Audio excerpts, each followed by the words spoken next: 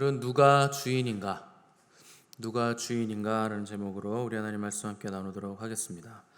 오늘부터 야고보서의 5장 마지막 장을 우리가 다루게 됐는데, 오늘 본문에서는 먼저 재물에 대한 문제를 다루고 있습니다. 지금까지 야고보가 다뤘던 이 신앙생활의 전반적인 광범위한 주제들을 살펴보면 시험, 지혜, 또 유혹, 말, 혀, 경건, 긍휼, 믿음, 또 행함, 영적 간음, 또 성결, 비방, 자랑, 이런 문제들을 다뤘고, 오늘은 특별히 부자들에 관해서, 특별히 재물에 관해서 이제 야고보가 다루고 있는 것입니다. 왜 야고보는 이토록 다양한 주제들을 지금 다루고 있는가? 결국 마지막에 우리는 모두가 우리가 행한 그 행위대로 심판을 받을 것이기 때문에 이렇게 자세하게 내용을 다루고 있는 것입니다. 고린도후서 5장 10절 보시면, 이는 우리가 다 반드시 그리스도의 심판대 앞에 나타나게 되어 각각 선악간에 그 몸으로 행한 것을 따라 받으려 함이라, 이렇게 기록을 했습니다. 행한 대로 받는다, 상급이 결정된다 하는 것입니다. 선을 행한 사람은 선을 행한 대로, 또 악을 행한 사람은 악을 행한 대로 심판을 받을 것이기 때문에 야고보는 이 땅에서 우리가 어떻게 살아야 되는가 하는 것을 아주 자세하게 조목조목 지금 다뤄주고 있는 겁니다. 특별히 오늘 우리가 다루게 될 재물의 문제, 오늘부터 우리가 며칠간에 걸쳐서 다룰 건데, 이 재물의 문제는 성경의 주요 관심사 중에 하나입니다. 우리 주님도 재물에 관해서는 굉장히 많은 관심을 가지시고 되게 많은 가르침을 우리에게 베풀어 주셨거든요. 그래서 예를 드실 때도 돈의 예를 굉장히 많이 드셨습니다. 그래서 재물은 우리 주님의 관심사고 성경의 관심사라 하는 것 우리가 아시고, 우리도 이 재물에 관해서 중요하게 생각을 해야 됩니다. 근데 오늘 우리가 다룰 것은 기초 작업을 좀 먼저 재물에 관해서 좀 해야 될 필요가 있는데, 재물에 관한 크리스찬들의 흔한 오해가 있습니다. 오늘 이것을 좀 바로 잡아야 됩니다. 가장 큰 오해, 부유한 것은 죄가 아니라 하는 겁니다. 성경은 부 자체를 죄악시한 적이 한 번도 없습니다. 당연히 가난도 죄가 아닙니다. 가난하신 분도 부유하신 분도 이 물질이 축복과 저주의 척도가 될 수 없다 하는 것을 반드시 아셔야 됩니다. 당연하죠. 만물은 다 하나님께서 만드신 것이고, 선하게 쓰면 선한 거고 악하게 쓰면 악한 겁니다. 그래서 만물은 다 중립 가치입니다. 돈이나 칼이나 어떻게 쓰느냐에 따라 좋을 수도 있고 나쁠 수도 있죠. 칼이 요리사의 손에 있으면 맛있는 요리가 나오는 것이고, 강도의 손에 있으면 사람의 생명을 뺏어가는 도구가 되는 것처럼 돈도 뉴트럴입니다. 악한 사람이 있으면 돈이 악해지는 것이고, 선한 사람이 있으면 돈이 선해지는 겁니다. 왜 선과 악이 갈라지는가? 사람의 마음 때문에 갈라진다. 결국 근본적으로 돈의 문제는 돈 자체의 문제가 아니고 내 인격과 돈의 관계, 그리고 재물을 대하는 내 마음의 자세가 문제라 하는 것입니다. 성경도 돈이 일만하게 뿌리다 이렇게 말하지 않고 돈을 사랑함이 일만하게 뿌리다 이렇게 얘기하고 있죠. 돈 자체는 악이 아니고 사랑이라는 건 인간의 마음 자세입니다. 그러니까 돈을 대하는 사람의 마음이 일만하게 뿌리가 된다 이렇게 얘기를 하고 있고, 결국 모든 문제는 사랑의 문제다 이렇게 얘기를 하고 있는 겁니다. 우리 주님은 한 사람이 두 주인을 섬기지 못하나니 사람이 하나님과 재물을 겸하여 섬기지 못하느니라 이렇게 말씀하시므로, 돈 자체가 문제가 아니라 돈을 향한 사람의 마음과 사용하는 사람의 손에 문제가 있다 하는 것을 말씀하셨습니다. 크리스찬들이 돈을 바르게 쓰려면 돈의 지배를 받지 말아야 되고, 또 돈을 섬기지 말아야 되고, 또 돈으로 할 수 없는 일을 돈으로 하려고 하는 시도들을 멈춰야 됩니다. 그러려면 반드시 돈과 세상에 대한 생각을 정립을 해야 되는데, 그것을 세계관이라 이렇게 부르는 겁니다. 세계관은 세상을 바라보는 관점을 얘기하는 건데, 성경적인 세계관으로 당연히 크리스찬은 세상을 바라보셔야 됩니다. 그러니까 세계관은 일종의 안경 같은 겁니다. 파란색 안경 쓰면 세상이 파랗게 보일 것이고, 빨간색 안경 쓰면 세상이 다 온통 빨갛게 보일 것인데, 세속적인 가치관으로 세상을 보는가, 성경적인 가치관으로 세상을 보는가, 이 싸움이 우리에게 있는 겁니다. 당연히 그리스도인들은 복음의 렌즈를 통해서 세상을 봐야 되고, 당연히 물질도 복음의 렌즈를 통해서 볼 수 있고 사용할 줄 알아야 됩니다.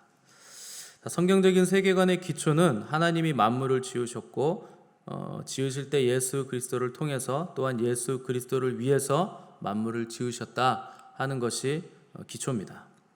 이것이 성경적 세계관의 기초 명제입니다. 기초 명제라는 건 증명할 필요가 없는 명제, 이걸 기초 명제라고 그러거든요. 수학의 기초 명제가 있죠.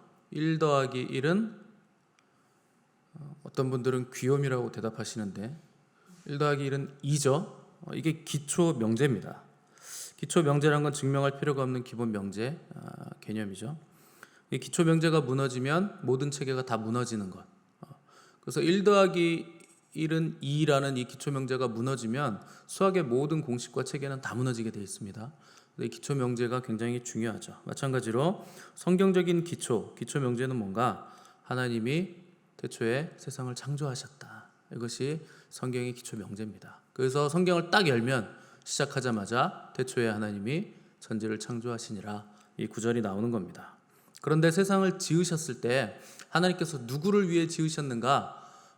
이걸 사람들이 다 오해하시는데, 흔히 우주 만물을 인간을 위해 지으셨다 이렇게 착각하시는데, 어느 한쪽의 생각으로는 일견 맞는 말이기도 하지만 성경은 뭐라고 얘기하는가? 사람을 에덴에 두셨을 때 관리자로 두셨다, 이렇게 얘기하는 것이 성경의 증언입니다.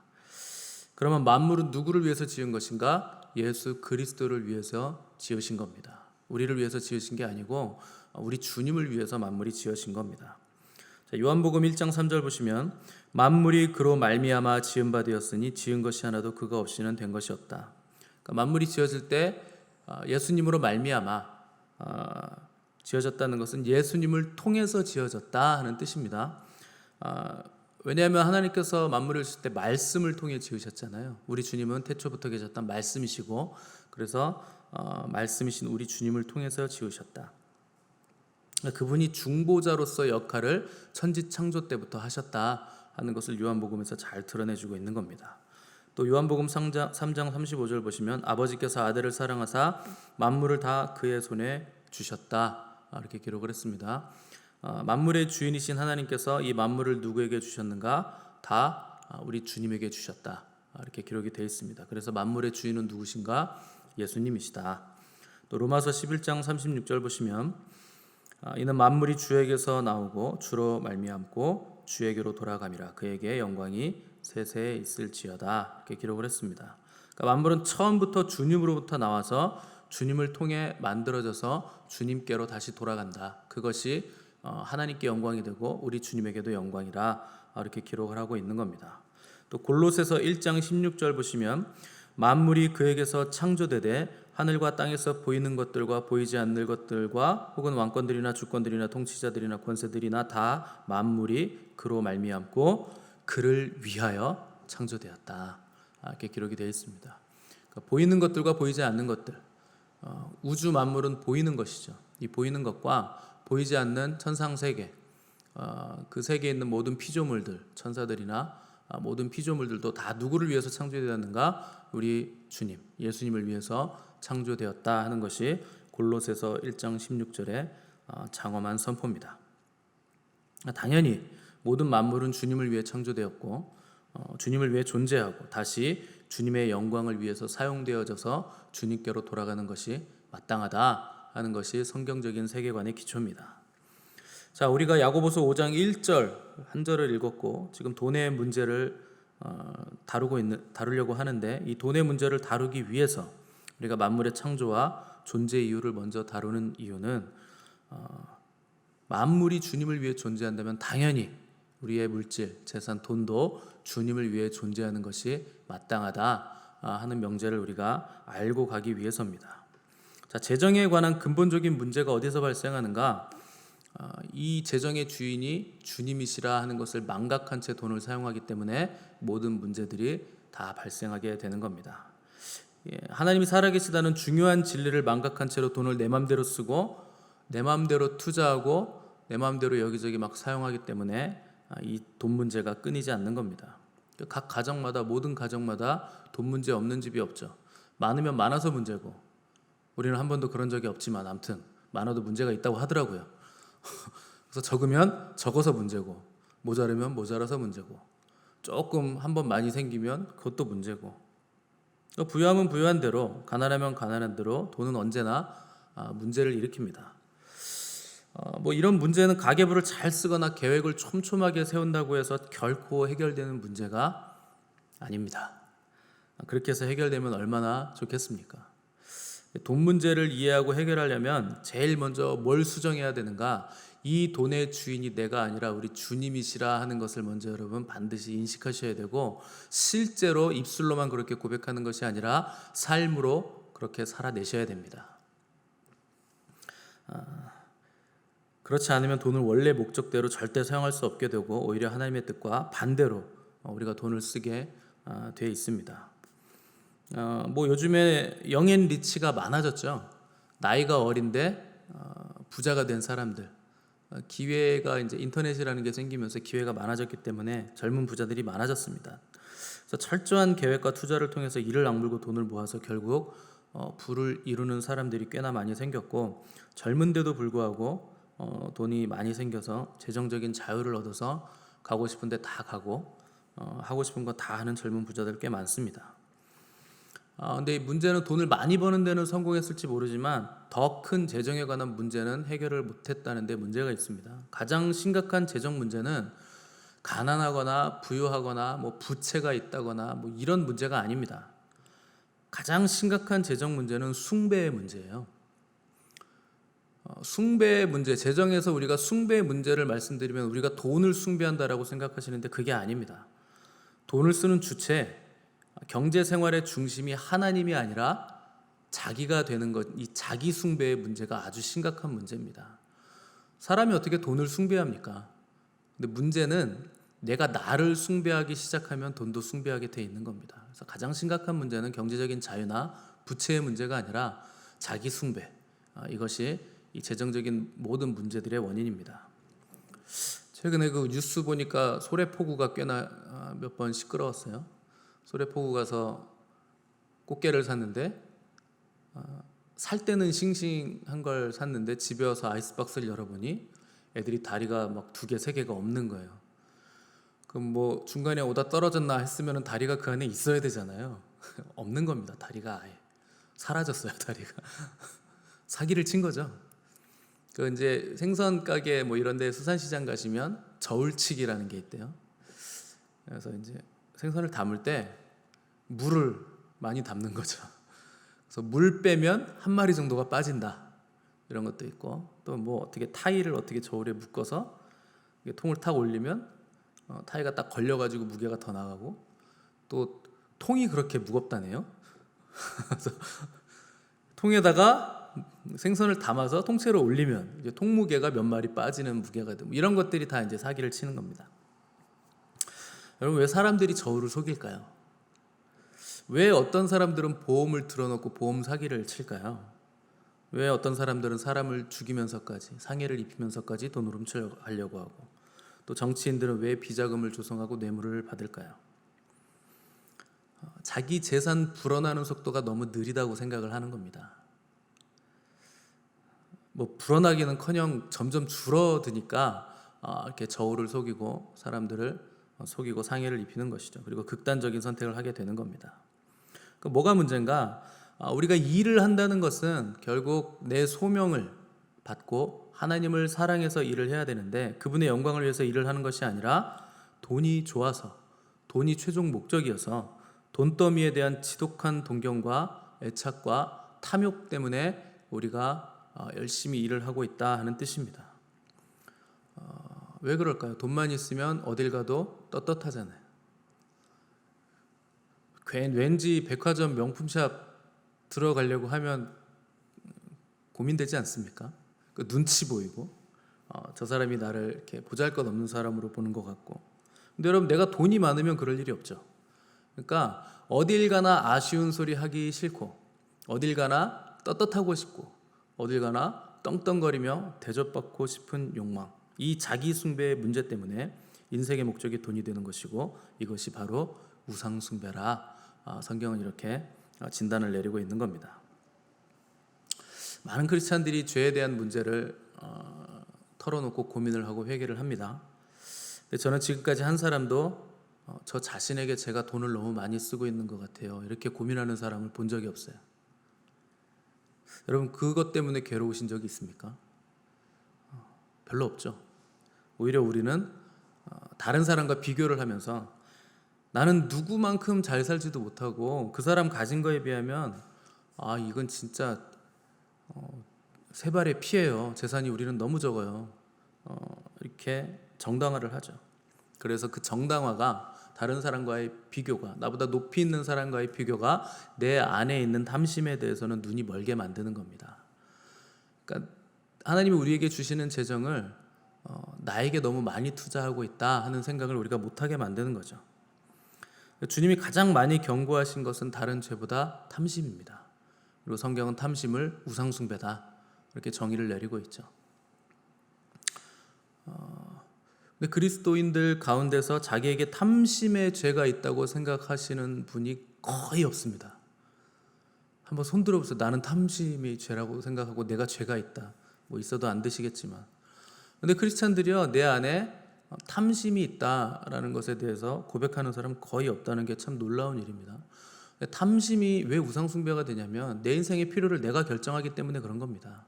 내 안의 욕망으로 내가 필요를 결정해서 그것을 얻기 위해서 내 에너지를 전부 다 투자하니까, 일평생 그것만을 위해서 달려가니까 그게 나를 섬기는 우상숭배와 맞닿아 있다, 이렇게 얘기를 하고 있는 겁니다.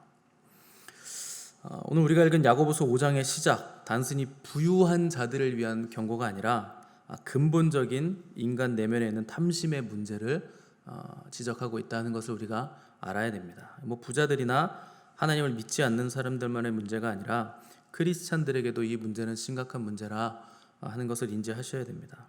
돈의 많고 적음이 문제가 아닙니다. 뭐 나는 가난하고 수입도 적고 뼈 빠지게 일해서 하루 벌어 하루 쓰기도 벅찬데 뭔 문제가 있나요 생각하시면 안 됩니다. 많이 벌든 적게 벌든 근본적인 문제가 뭔가, 나의 주인은 누구인가, 그리고 나에게 있는 재물, 이 돈의 주인은 누구인가 하는 것이 근본적인 문제입니다.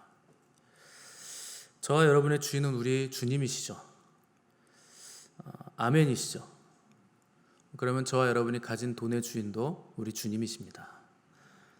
고린도후서 8장 8절에서 우리 주님께서 부요하심에도 불구하고 우리를 위하여 가난하게 되신 이유는 그분의 가난함으로 말미암아 우리를 부요하게 하시기 위해서라, 이렇게 기록을 했습니다. 그분이 부요하시다 하는 것은 하늘의 영광 중에 계실 때 그 부요함을 말씀하는 겁니다. 근데 그분이 그 부요한 상태로 영광 중에 그대로 계셨다면 우리는 가난한 상태로 그냥 죽었을 겁니다. 근데 예수님 우리를 보배롭고 존귀한 주님의 값진 보물로 만드시기 위해서 하늘의 영광과 모든 보화를 버리시고 이 땅에 내려오신 겁니다. 그러니까 우리 자체가 가장 귀한 보물이다, 너희가 가장 값진 보물이라, 이렇게 말씀하시는 겁니다. 제가 30대 초반에 하나님을 인격적으로 만났다고 말씀을 드렸는데 25년을 신앙생활하고 나서 30대 초반에 하나님을 만났어요. 5살 때부터 교회를 다녔는데 그때 아침에 기도하면 점심 먹기 전에 응답이 왔거든요. 그날 필요한 돈이 있어서 그날 필요한 돈을 새벽 예배 때 기도했더니 누가 두툼한 돈 봉투를 가지고 오셨어요, 집에. 점심시간 되기도 전에 한 10시쯤에. 얼마가 들었는지도 저는 모릅니다. 꽤나 두껍더라고요. 저희가 그렇게 많이 구하진 않았어요. 근데 그렇게 주시는 걸 보면서 제가 울컥한 거예요. 하나님이 어떻게 이렇게 기도를 들어주시나. 새벽에 기도했는데 오전 10시에 필요한 것을 넘치게 채우시는구나. 그래서 열어보지도 않고 잘 가지고 있다가 주일에 하나님께 다시 돌려드렸어요. 헌금으로. 잘한 일은 아닙니다. 그분이 주신 의도가 있고 그분이 주신 마음이 있기 때문에 감사함으로 받고 나의 필요를 위해서 쓸 것은 쓰고 또 하나님께서 흘려보내라 하는 곳으로 흘려보내는 것이 가장 돈을 잘 쓰는 방법인데 그때는 제가 너무 감격해서 그냥 하나님께 다 드리고 싶었어요. 그냥 제가 필요한 돈 저 없어도 됩니다. 그냥 주님만 있으면 됩니다. 그래서 그냥 다 드린 겁니다. 우리를 보배로 삼고자 죽으신 그분을 우리가 제대로 발견한다면 우리의 보배는 땅의 재물이 아니라 우리 주님이 될 수밖에 없는 겁니다. 그러면 나한테 있는 모든 것들 그냥 주님께 드릴 수 있는 거예요. 그러면 주님이 다시 그것을 우리에게 채우시는 겁니다. 왜 다시 채워주실까요? 심은 대로 거두기 때문에 그렇습니다. 그래서 여러분들 모든 법칙 중에서 하나님이 정하신 모든 법칙 중에서 가장 강력한 법칙은 심은 대로 거두리라. 이것을 이기는 법칙은 없습니다. 재정의 축복을 받고 싶으시다면 재정에 관한 마인드를 먼저 바꾸셔야 됩니다. 그리고 하나님께 많이 심으시면 그건 무조건 다 심은 대로 거두게 돼 있습니다. 돈을 아무리 벌어도 세계에서 가장 부자여도 돈으로는 예수님의 그 귀한 보혈의 피를 살 수가 없는 겁니다. 또 돈으로는 우리의 인생을 안전하게 지킬 수도 없는 겁니다. 가장 바보 같은 사람이 돈을 가지고 아둥바둥하면서 안달복달하면서 안정감을 누리려고 시도하는 사람들이에요. 여러분, 돈이 얼마가 있으면 안정감을 누리겠습니까? 불가능합니다. 주님을 의지하셔야 됩니다. 그러면 주님으로부터 안정과 의미를 찾게 될 것이고, 더 이상 돈에서 안정과 의미를 찾지 않으면 그때부터 주님의 마음과 뜻대로 우리가 가진 재물들을 마음껏 주님의 뜻을 위해서, 그분의 나라를 위해서 우리가 사용할 수 있게 되는 것입니다. 돈의 문제를 다루기에 앞서서 우리는 내가 정말 하나님을 나의 주인으로 삼고 있는가, 주님이 나의 주인이신가, 나의 재물이 정말 주님의 것으로 생각이 되는가 하는 것을 체크하셔야 됩니다. 그리고 정말 하나님이 나를 지키심을 믿고 있는지, 돈이 아니라 하나님이 나를 지키시는지, 또 하나님이 하실 일을 내가 돈으로 대신하려고 생각하고 있지는 않은지를 돌아보시고 그 부분에 있어서 회개를 하셔야 됩니다. 또 돈을 내 마음대로 사용하고 내 멋대로 지출하고 내 생각대로 계획했던 것을 회개하고 하나님의 마음과 그분의 뜻대로 재정을 사용할 준비를 하셔야 됩니다. 그러면 하나님께서 풍성한 재정을 우리에게 보내시게 되어 있습니다. 돈은요, 쓸 줄 아는 사람한테 오는 거예요. 돈 쓸 줄 모르는 사람한테 돈이 오겠습니까? 그 돈 가지고 많은 돈을 주면 흥청망청 쓰면서 타락할 게 뻔한데, 하나님의 자녀가 아니라 지옥 자식이 될 게 뻔한데 하나님이 어떻게 우리에게 재정을 주겠습니까? 돈을 어떻게 쓸 것인가에 대한 정확한 성경적인 세계관, 가치관을 가지시고, 이 돈이 내 것이 아니라 나는 청직일 뿐이고 하나님이 나의 주인이시고 하나님의 나라와 하나님의 뜻을 위해 하나님의 계획대로 지출할 준비를 한 사람들에게 풍성한 재정은 오게 되어 있는 것입니다. 그래서 오늘 기도하실 때, 주님, 그동안 물질 내 맘대로 썼던 것 회개합니다. 이 물질의 주인은 내가 아니라 주님이십니다. 만물이 주님께로부터 나와 주님께로 돌아감이 마땅하오니 우리의 모든 것을 통해 오직 주님만 홀로 영광받아 주시옵소서. 기도하시는 저와 여러분 되시기를 바랍니다. 함께 기도하겠습니다.